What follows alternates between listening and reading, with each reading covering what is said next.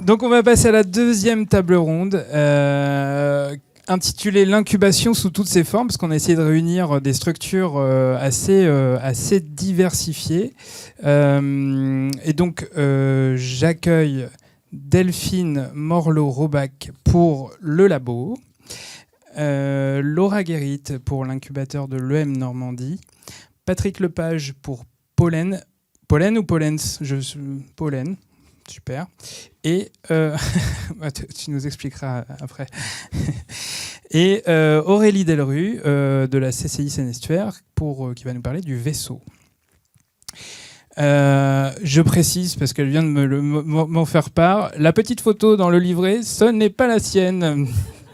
Toutes nos excuses. On est vraiment navrés. Donc on fera petite modif. Alors, rentrons dans le vif du sujet. Delphine. Alors oui, c'est pareil, j'ai pas préallumé les micros, donc il faut appuyer sur le petit bouton rouge. Je fais tout dans cette maison. Hop, c'est bon ? On arrive, c'est bon, parfait. Super.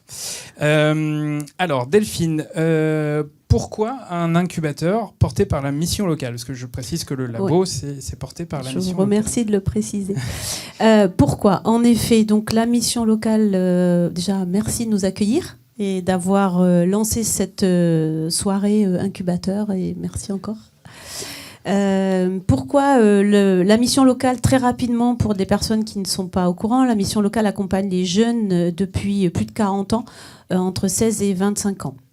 Il s'est trouvé qu'au Havre, nous nous sommes rendus compte que certains jeunes étaient peu ou pas accompagnés. Je ne fais surtout pas je ne veux pas de problème avec mes voisins et voisines, dans l'entrepreneuriat et surtout en amont. C'est-à-dire comment je fais pour, si je veux monter une structure, et vous rendrez peut-être compte qu'aujourd'hui, les jeunes veulent se lancer, de plus en plus jeunes, les curseurs ont bougé, ceux qui sont déjà entrepreneurs s'en rendent compte parce qu'ils ont du mal à trouver des salariés, et donc c'était l'occasion de se dire comment nous, mission locale qui accompagnons les jeunes depuis plus de 40 ans, nous pouvons les accompagner en amont au niveau de l'entrepreneuriat. D'où cette idée en 2017 de créer un labo, un lieu où les jeunes viennent réfléchir, viennent travailler de l'idée jusqu'à la possible ouverture de leur structure. Et puis, nous continuons, puisque depuis, nous avons ouvert en 2018, nous avons continué à accompagner quand même au niveau de l'immatriculation et l'après. Je précise aussi que, comme on en a parlé tout à l'heure avec le témoignage, c'est que nous ne faisons pas qu'accompagner seuls, nous appuyons sur les structures qui peuvent développer tant la CCI, la CMA, le réseau Entreprendre, Positive et les différents acteurs de l'entrepreneuriat. C'est ce qui fait notre force au Havre, je pense. C'est que nous sommes pléthore d'organismes, mais nous travaillons tous ensemble et nous sommes tous complémentaires. Pour exemple, je suis ravie que le 139 accueille ici chez vous, en résidence, une de nos jeunes qui est accompagnée à la fois, je crois, par la CCI aussi, et par différentes structures, qui est là, qui s'appelle Julie Pommier, j'en fais la réclame parce qu'elle est top, et qui a ouvert une maison d'édition qui s'appelle Édifice. Je vous invite à vous y rapprocher et à voir toutes les belles œuvres. C'est excusez-moi, redites-moi. Comment ? Oui, des romans graphiques, je préfère. Des romans graphiques participatifs. Donc n'hésitez pas à aller sur les réseaux, voir cette jeune femme qui est accompagnée ici en résidence. Voilà un petit peu. Tout à fait. Est-ce que je peux juste rajouter une chose ? C'est qu'en plus de l'incubateur, on a ouvert des boutiques pour aider les jeunes qui veulent se lancer dans le commerce physique. Vous avez peut-être croisé ou vous êtes peut-être rentré dans la boutique qui se situe dans la galerie Coty, au premier étage, qui s'appelle la boutique du labo, tout simplement. Voilà, ce sont des jeunes entrepreneurs que nous accompagnons également, qui s'essayent. On leur donne toutes les conditions, gestion de clientèle, gestion de trésorerie, gestion de stock. Et nous les accompagnons. Et donc, on a 6 jeunes femmes qui sont top. Je vous invite à y aller, à faire vos achats là-bas. Et puis, nous venons d'ouvrir en décembre une plus petite boutique à Fécamp également. Voilà, tout ça pour permettre aux jeunes de s'essayer dans les conditions du réel, parce que c'est ça qui est important. Voilà un petit peu ce que nous faisons. J'ai pris plus de 3 minutes. C'est très clair. Non, mais je n'ai pas de chronomètre à la main. Laura, donc toi, tu représentes, enfin, tu es en charge de l'incubateur de l'EM Normandie, donc école de management. Je précise pour ceux qui connaissent pas. Est-ce que un incubateur d'école, et donc celui de l'EM en l'occurrence, est réservé aux étudiants de l'EM? Et est-ce que c'est réservé aux étudiants qui sont en cursus, aux anciens étudiants? Voilà, c'est à qui ça s'adresse? Oui.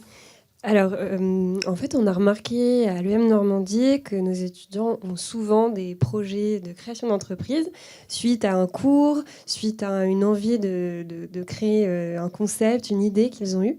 Et finalement, ils n'étaient pas forcément accompagnés en étant étudiants à l'EM Normandie. Donc finalement, on a lancé cet incubateur pour les accompagner. Et c'est du coup un service dédié aux étudiants qui sont dans l'EM Normandie. Ensuite, on a aussi remarqué que nos diplômés avaient souvent des projets. Ils sortaient parfois de l'école, ils avaient une expérience professionnelle et puis ils se lançaient dans un projet de création d'entreprise. Et depuis cette année, on a également lancé l'incubateur. Il est ouvert à nos diplômés. Donc on a 5 places qui sont du coup des projets qui vont être sélectionnés parmi nos diplômés pour être accompagnés dans ce projet. Donc vous proposez un programme d'incubation classique, entre guillemets. Si on a vu qu'il n'y avait pas de programme d'incubation classique, mais en tout cas le même parcours un peu que les programmes. Oui, exactement. Donc en fait, quand un étudiant ou un diplômé veut intégrer l'incubateur, il postule à un appel à projet qu'on a soit en octobre ou en février. Et devant un jury, il va pitcher, on va sélectionner les meilleurs projets qui sont à plus fort potentiel. Et ces projets-là, on va les accompagner avec à la fois des experts qui vont les rencontrer en individuel pour parler de leur projet. Ça peut être sur le juridique, la comptabilité, le crowdfunding, la communication, les financements, etc. Il y a aussi toute une partie accompagnement en groupe, puisque, comme on le disait, les entrepreneurs peuvent parfois se sentir isolés, un peu seuls, et le fait d'échanger ensemble, ça crée vraiment une synergie, et ils s'aident entre eux. Et enfin, il y a beaucoup de concours. On a des partenaires qui proposent des concours à nos étudiants. Il y a parfois des gains financiers à remporter pour les gagnants. Il y a des invitations sur des événements, des salons. Le salon Viva Technologie, par exemple, nos étudiants entrepreneurs sont invités. Et puis, on fait des after-work, des moments un peu conviviaux, comme beaucoup d'incubateurs le font. Patrick, est-ce que tu peux nous expliquer ce que c'est que Pollen, et donc à travers ça, finalement, ce que c'est le terme m'échappe, donc je lis, voilà, une Startup Factory, je cherchais le nom. Bravo. Startup Factory ou Startup Studio, effectivement, de l'entrepreneuriat social, puisque Pollen est une émanation de l'Abeille, qui est une entreprise d'insertion, qui a une antenne d'ailleurs sur Le Havre, et qui s'est donné comme projet de développement, non pas de créer des filiales ou des services, mais d'accompagner et de porter le développement de structures autonomes avec des gouvernances propres, en y apportant l'énergie, les moyens financiers, les moyens humains, et en portant les expérimentations jusqu'au développement de l'activité, et en restant présent au capital un certain temps. Et on en est là, et merci au 139 de nous accueillir, puisque c'est un projet qui est en cours de montage. On a de l'expérience, puisque c'est quasiment 100 emplois qui ont été créés grâce à cette idée, mais qui n'est encore qu'à l'état d'idée. On a donc à la fois au niveau de l'abeille, au niveau des bâtisseurs. Il y en a peut-être qui connaissent Néologie, qui fait de l'habitat social participatif, les bâtisseurs qui font du réemploi dans le bâtiment. Et on vient de créer là une structure qui a recruté 6 salariés il y a 15 jours, et qui fait de l'entretien d'espaces verts en entreprise d'insertion aussi, sur Louviers. et toujours avec une dimension à la fois d'entrepreneuriat social, comme selon la définition qu'on a donnée Sandy tout à l'heure, c'est-à-dire qu'il y a à la fois un impact social, de l'insertion en particulier, et puis environnemental, et en l'occurrence on développe aussi toute une partie du métier en zéro carbone, ce qui est un peu original. Le zéro phyto, que vous connaissez peut-être, est quelque chose aujourd'hui d'assez courant. Le zéro carbone est un peu plus rare. Et donc un Startup Studio, une Startup Factory, on a encore du mal à le dire, c'est une structure qui industrialise, en fait, c'est une entreprise donc qui doit gagner des sous en créant des entreprises. Et l'idée, c'est d'industrialiser le process de création d'entreprise de manière à réduire le coût de la création. Tout à l'heure, on a entendu Corentin témoigner de l'investissement énorme que nécessite humainement un projet quand on est seul. Si on est intégré dans une structure du type de Startup Factory ou Startup Studio, on va avoir un statut qui va être apporté, on va avoir une légitimité, on en a parlé tout à l'heure au sein de l'incubateur, une légitimité, on va avoir facilement des contrats, des modalités d'achat de matériaux lorsqu'on en a acheté. Donc on va faciliter et diminuer les coûts en tout cas de la création. On va fiabiliser le processus, puisque créer une entreprise c'est compliqué quand on est tout seul, qu'on ne connaît pas, mais quand on a créé 10, 15, 20, et ben, d'un coup on fiabilise mieux le processus dans le but de limiter les risques d'échec qui sont toujours présents. Et qu'est-ce qu'un échec? On peut en parler encore un petit peu, mais voilà. Enfin, le jour où on se dit ben non, le projet ne marche pas, c'est lourd de toute manière, je peux en témoigner. C'est pas des bons moments de la vie, même si après on se dit ben oui, c'était bien de passer par là, sur le moment c'est pas cool. Et donc ça permet de limiter ce risque-là. Merci beaucoup. Aurélie, alors donc tu représentes le vaisseau.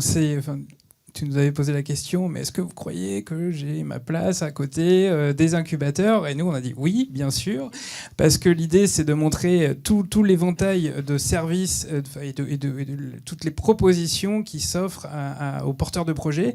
Et finalement, le vaisseau, c'est un service qui s'adresse à tous les porteurs de projets.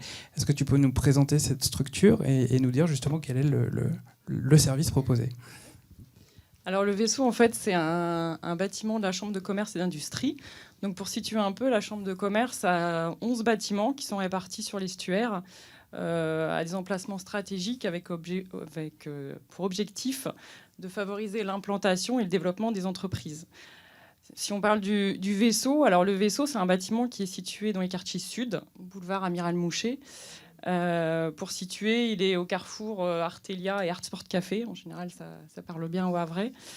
Le vaisseau, alors, il a un emplacement assez apprécié par nos locataires, avec un accès facile, du stationnement, une proximité du centre-ville, des axes routiers, de la zone portuaire et de la zone industrielle.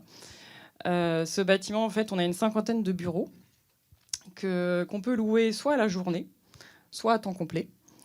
Alors l'avantage, on est vraiment complémentaires quand j'entends tout le discours de ce soir, parce que il y a beaucoup eu les mots réseau, rompre l'isolement, échanger, être entouré.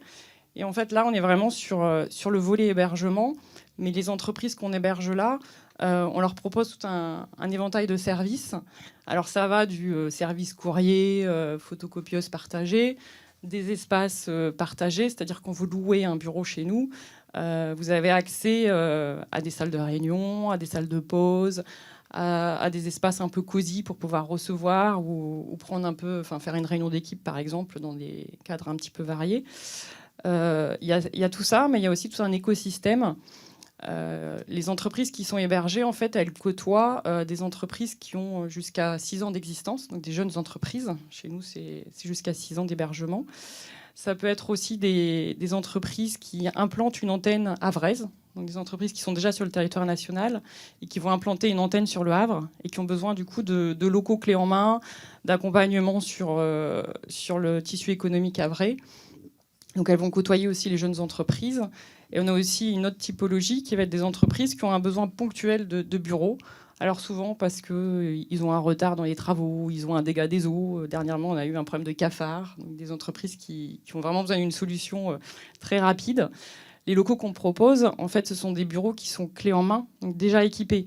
Le porteur de projet qui arrive va avoir un local équipé en mobilier, en connexion Internet, l'accès, comme je vous ai dit, aux salles, et surtout donc un réseau. On propose en fait tout au long de l'année des rencontres entre les entreprises, entre les chefs d'entreprise, avec des moments conviviaux. Toutes les semaines, par exemple, tous les vendredis matins, on partage le café. Donc c'est l'occasion justement d'échanger sur des problématiques. Alors on est une pépinière qui est vraiment généraliste. On a tout profil, mais les problématiques sont régulièrement les mêmes. Et c'est souvent qu'on entend le vendredi matin, justement, moi j'ai telle problématique. Et les colocs, comme on les appelle, le coloc d'à côté, dit ah ouais, ben moi j'ai la même, je peux t'orienter là-dessus, j'ai déjà eu le même souci, sachant qu'on a des entreprises donc, de différentes maturités. Donc il y a ça, il y a des rencontres aussi, on est vraiment basé sur la convivialité là, on partage le Beaujolais, Noël, voilà, mais sous couvert d'événements très conviviaux. Ça permet vraiment aussi d'échanger, de rompre l'isolement. Donc ça c'est très très apprécié de nos colocs. Voilà les grandes lignes. Je crois qu'il y avait, au-delà des bureaux, etc., des ateliers, c'est ça Alors, on fait des ateliers, mais c'est c'est avec la CCI. En fait, c'est la CCI qui organise des ateliers. Et forcément, d'être locataire chez nous, ça facilite. On a vraiment un rôle de facilitateur. Ce que je disais, c'est un écosystème. Quand vous êtes hébergé au vaisseau, vous êtes hébergé par la CCI. On a une équipe CCI qui est sur place. On a les conseillers qui viennent régulièrement. Donc voilà, ça facilite tout ça, effectivement, pour participer à tous les ateliers CCI ou d'autres partenaires.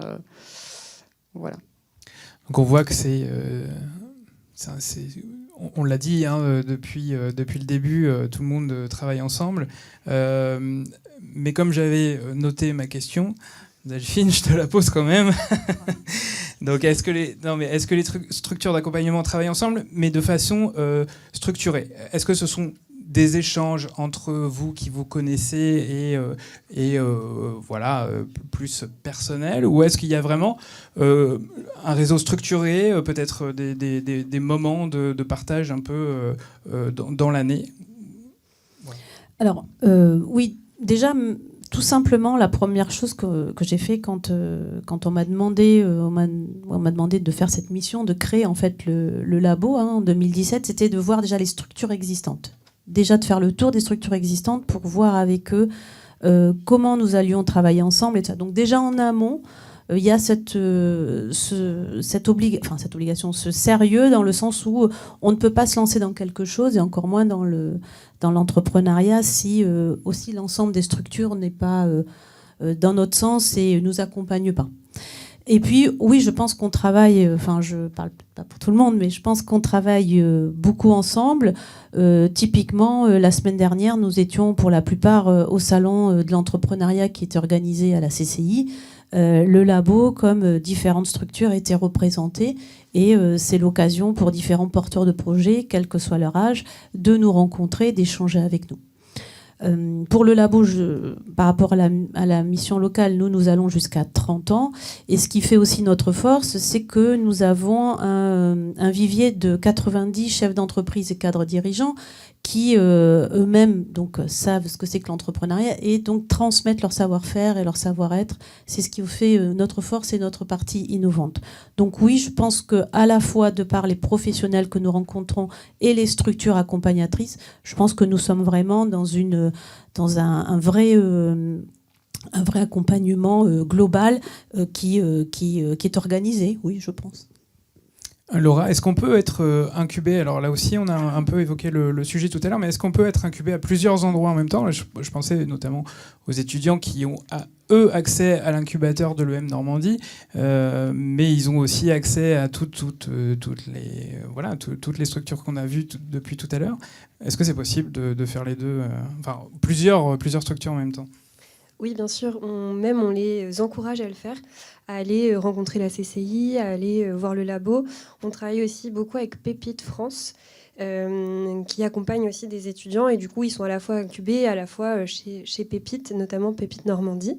On a aussi des liens avec Réseau Entreprendre, puisqu'on a le prix de l'entrepreneur étudiant. Et du coup, nos étudiants incubés sont encouragés à postuler à ce prix. On leur relaie. Il y a également Normandie Incubation pour Mon Stage Ma Startup. En fait, durant leurs années à l'école, les étudiants qui sont incubés peuvent remplacer un stage par un travail sur leur propre projet.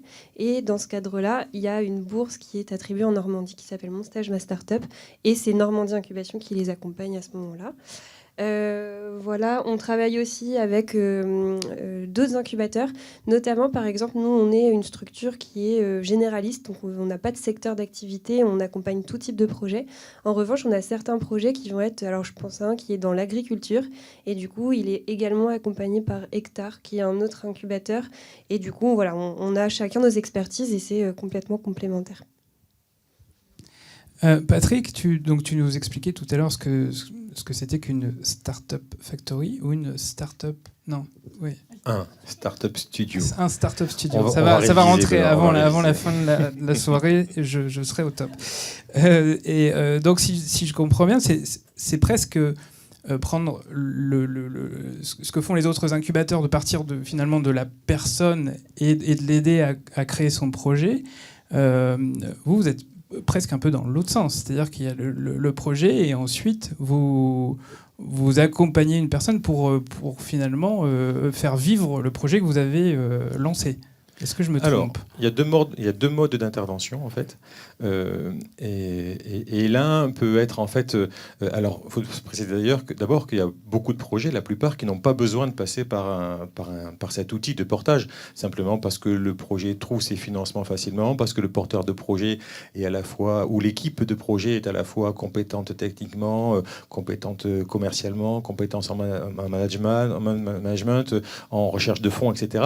Et dans ces cas-là, il n'y a pas besoin de passer par un startup studio. Et donc, deux modes d'intervention. Soit effectivement, globalement, l'idée, c'est quand même d'avoir des projets qui répondent à notre charte, pour Pollen en tout cas, donc qui répondent à des besoins du territoire, qui sont des projets de transformation de la société avec un modèle économique. C'est bien de ça qu'on parle. On a une conscience de notre petite taille, mais...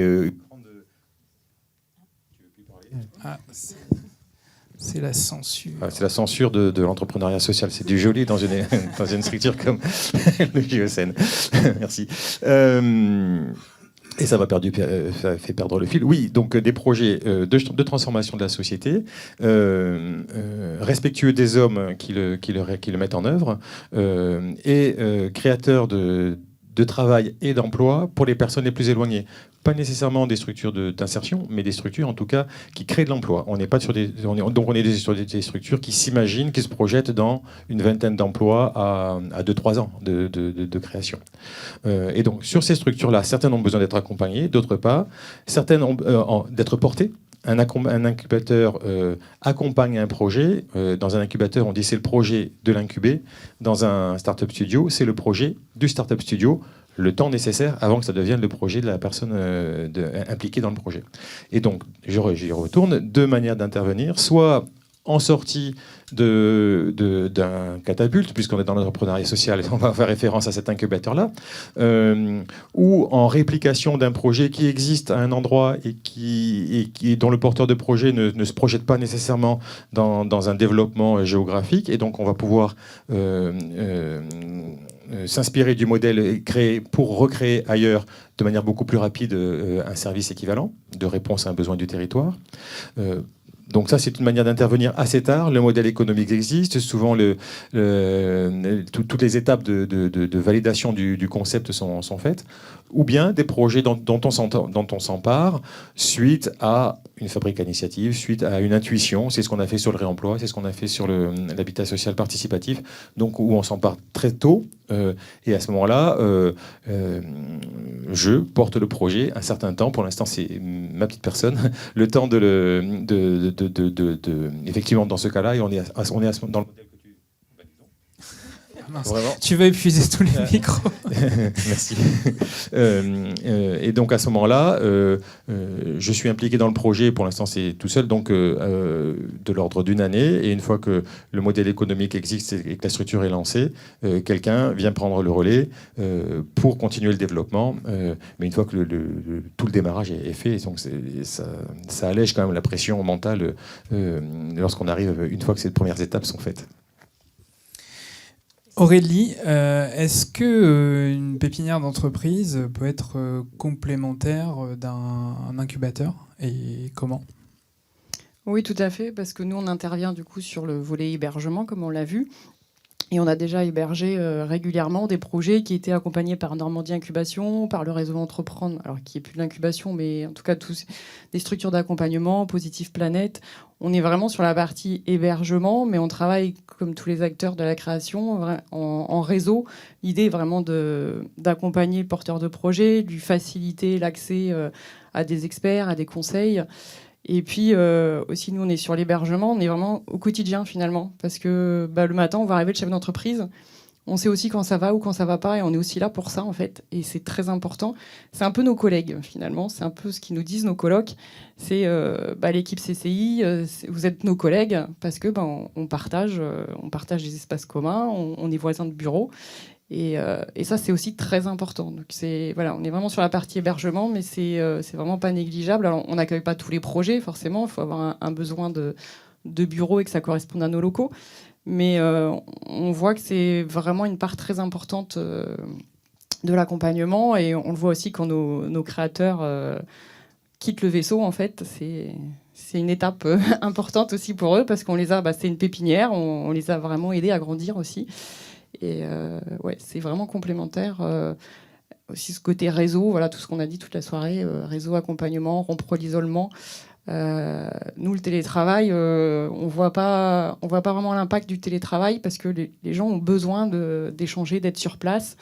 Et c'est là qu'on voit que c'est vraiment important, la proximité avec d'autres et cet échange. Ça résume bien tout ce qu'on s'est dit depuis le début de la soirée. Est-ce que vous avez des questions ?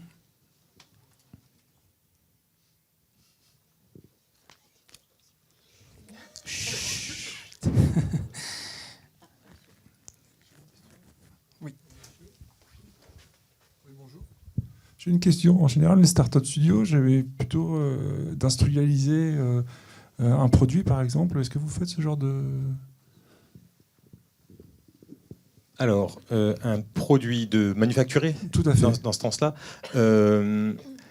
on n'a pas de critères aujourd'hui de choix des projets. Est-ce que ça doit être dans l'agriculture? Est-ce que ça doit être dans le service? Est-ce que ça doit être dans l'industrie? On ne se limite pas de ce côté-là. Notre seul critère, c'est l'impact de transformation de la société et donc l'utilité sociétale du produit. Donc un produit, je vais dire n'importe quoi, écolo, produit avec une usine qui consomme 0 CO2, enfin voilà, on va aller sur des projets comme ça.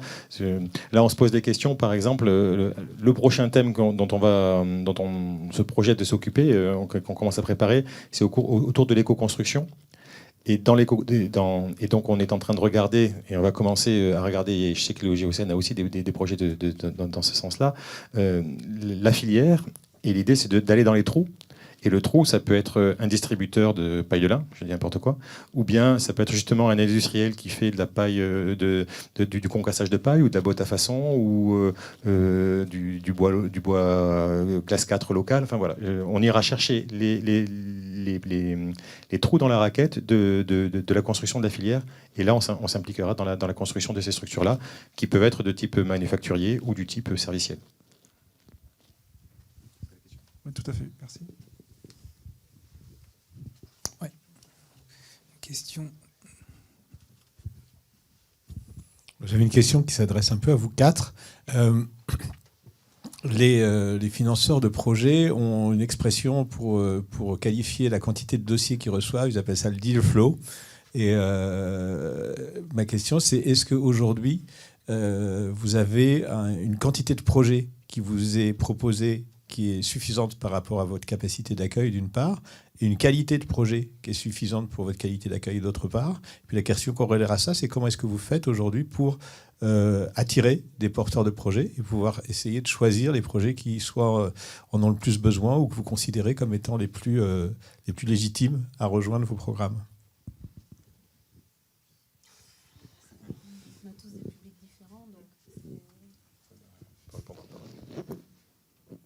Je peux commenter si vous voulez. Alors, on a tous des publics différents. Donc, c'est vrai que nous, on est vraiment sur l'accompagnement des jeunes en réflexion. Donc, l'année dernière, on a accompagné 173 jeunes. Sur les 173, on est à entre 15 et 20% qui vont aller au bout de leur projet. Mais le but du jeu, c'est pas qu'ils s'y matriculent. Enfin, pour nous, en tout cas, c'est pas que ça. C'est aussi tout le travail qui est fait en amont, qui leur permet de les structurer, qui leur permet de leur donner aussi cette philosophie de l'entrepreneuriat et de leur dire, voilà, les étapes aussi, c'est un petit peu ça. Alors, suivant les âges, je trouve que les incubateurs, c'est bien quand même.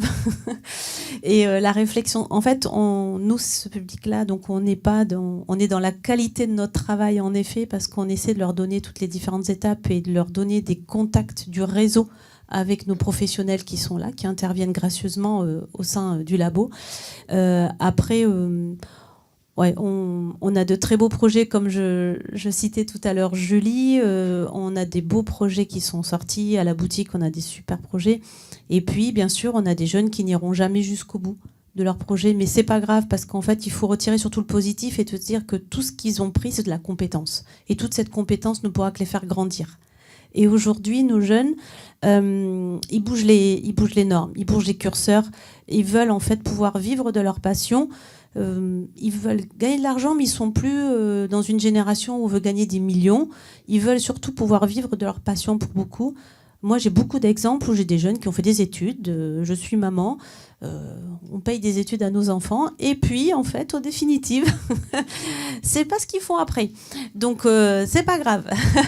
J'ai des exemples concrets de formation d'ostéopathe, par exemple, et qui, en fait, ce qu'elle veut faire, c'est des cookies. Donc, elle fait des cookies et ça marche super bien. Enfin, voilà. J'ai des jeunes femmes qui sont venues, qui ont fait des études d'architecte. Donc, tout ça, en tant que parents, on sait tous un petit peu combien ça coûte. Mais bon.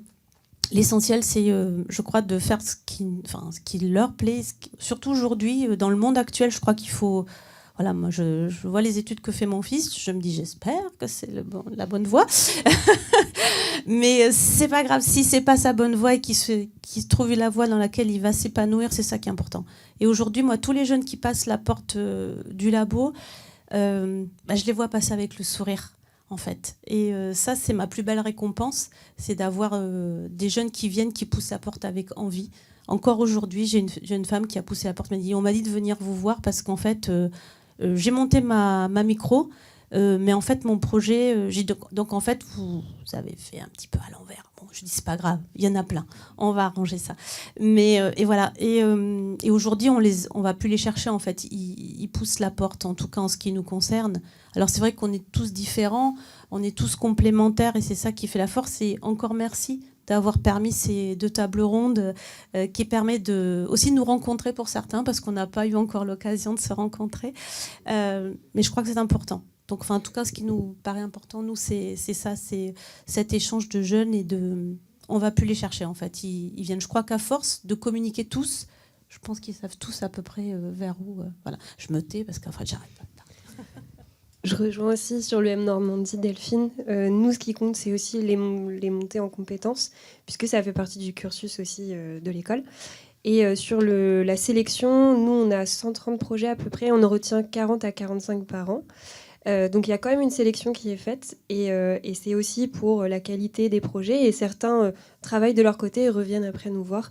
Et pour le sourcing, c'est dans l'école, donc c'est peut-être différent des autres structures. Alors nous, on ne parle pas du tout des mêmes quantités, puisqu'on parle dans une projection de 2 projets par an. Et pour l'instant, on est plutôt à 1 projet par an, quasiment. Et donc pour l'instant, aucun problème de sourcing. On ne fait pas d'appel à projet. Simplement, les idées sont là, on a envie de les prendre. Et en fait, c'est quand nous, on a les moyens de faire qu'on s'en empare et qu'on se lance, en fait. Nous, pour l'hébergement, on s'attache surtout à vérifier que le porteur de projet, il ait vraiment envie d'être dans l'échange avec les autres colocataires, qui vient vraiment en pépinière pour ça, pour pouvoir échanger, partager des bonnes pratiques. C'est vraiment le point le plus important. Donc on a un comité de sélection. Et au comité de sélection, on vérifie aussi le business plan, on vérifie le projet, on vérifie l'adéquation du projet avec le porteur de projet. Néanmoins, le rôle du vaisseau, c'est aussi de laisser une chance, parce qu'on a déjà vu parfois des projets où on y croyait moyen, on n'était pas sûr. Et l'intérêt du vaisseau, c'est justement de laisser cette chance que la personne, elle se lance pas n'importe où. Et le vaisseau, en fait, c'est des contrats très souples, avec des préavis très courts, la possibilité d'augmenter sa surface en fonction de son développement, en fonction de ses recrutements, mais aussi, quand ça va pas bien, de réduire ou de quitter rapidement le bureau. En fait, c'est aussi ça le rôle du vaisseau, en fait. Donc voilà. Merci beaucoup à tous les quatre. On peut vous applaudir. Merci d'avoir accepté notre invitation. Et maintenant, je vais appeler Héloïse, qui va vous présenter la résidence du 139. Elle m'a supplié de pouvoir prendre la parole ce soir, donc je n'ai pas pu faire autrement que de lui laisser le micro.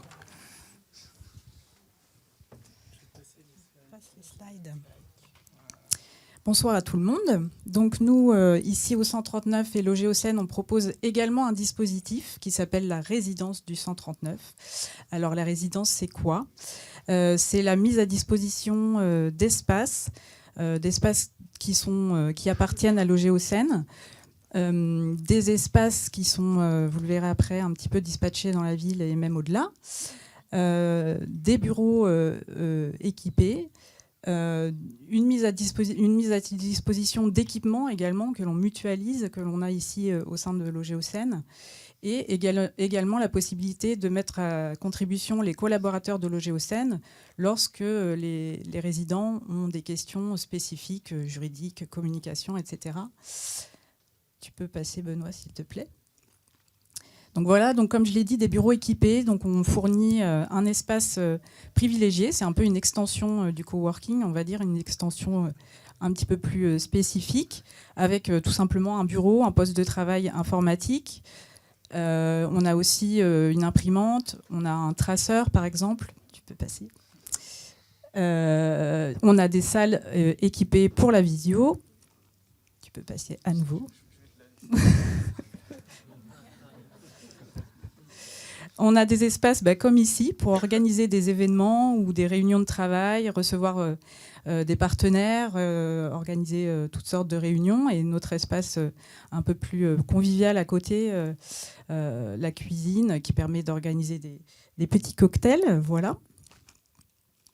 On a également un studio vidéo que l'on peut mettre à disposition pour les personnes qui auraient besoin de valoriser leur projet à travers les réseaux ou une chaîne YouTube, etc. Et de jolis espaces extérieurs arborés qui sont très agréables quand il fait beau. Donc voilà, je le disais, donc on a des bureaux qui sont ici dans cet espace, mais dans les étages. En fait, les résidents sont baignés dans l'environnement des collaborateurs de Logés au Seine. C'est un peu des collègues, comme vous disiez tout à l'heure, Aurélie. On a également un espace qui est dans le quartier Saint-Roch, qu'on a appelé le local Paillette, parce qu'il est tout près non, je me trompe. Il est tout près de la taverne Paillette et puis d'une résidence de Logéo. Le studio vidéo est encore dans un autre bâtiment. Et on a également des espaces disponibles dans nos locaux à Mont-Saint-Aignan. Voilà. Voilà, ça c'est l'entrée des locaux de Mont-Saint-Aignan. Et les espaces qui sont organisés un petit peu comme ici, avec des plateaux et des salles de réunion. Alors, pour candidater, quels sont les critères ? Ils sont assez larges. Quelle que soit l'étape dans laquelle le porteur de projet est. Si la structure n'est pas créée, ce n'est pas un problème. Voilà, c'est vraiment à n'importe quelle étape du projet, on peut vous accueillir. Les critères sont essentiellement les valeurs portées par Loger aux Seines, c'est-à-dire qu'on va essentiellement accueillir des projets autour de l'habitat, de la relation aux habitants et plus largement de l'économie sociale et solidaire. Donc vous avez, si vous souhaitez postuler, bien qu'on vienne d'accueillir, on est en train d'accueillir une nouvelle promo et les espaces se font rares, mais voilà, les choses vont tourner et il y aura à nouveau des places disponibles, je pense. Et si vous souhaitez postuler, vous pouvez vous renseigner sur ce petit flyer qui est à votre disposition. Il y a un petit QR code.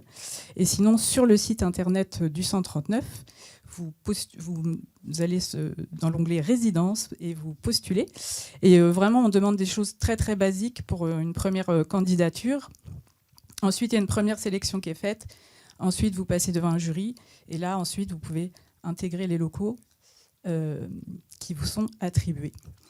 Et donc, effectivement, on vient d'accueillir, enfin, on est en train d'accueillir, certains sont là dans la salle, 7 porteurs de projets. Enfin, il y avait déjà une personne qui était installée à Mont-Saint-Aignan à Rouen.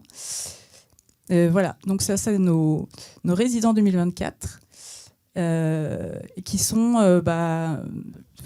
je ne sais pas si vous aurez l'occasion de les rencontrer, mais en tout cas, il y a beaucoup de projets autour du handicap, et de l'environnement familial et des logements pour les personnes en situation de handicap. On a des projets autour de l'architecture. On a donc Julie Pommier, dont on a déjà pas mal entendu parler ce soir. Malheureusement, elle est partie, mais c'était son anniversaire, donc voilà. Et on a aussi un projet de gestion des biodéchets. Et enfin, un projet qui s'appelle La Bavarde. Ils sont là ce soir, autour de... Ah non, j'allais oublier Alain. Donc La Bavarde qui collecte des audiodescriptions de films. Et enfin, Alain Lebert avec Fibrater, qui lui est installé dans les locaux de Mont-Saint-Aignan et qui développe un projet de matériaux biosourcés. Voilà, donc vous voyez, c'est quand même assez large les thématiques. Mais en tout cas, on espère pouvoir accueillir d'autres personnes très bientôt. Voilà, donc n'hésitez pas. Merci beaucoup, Héloïse.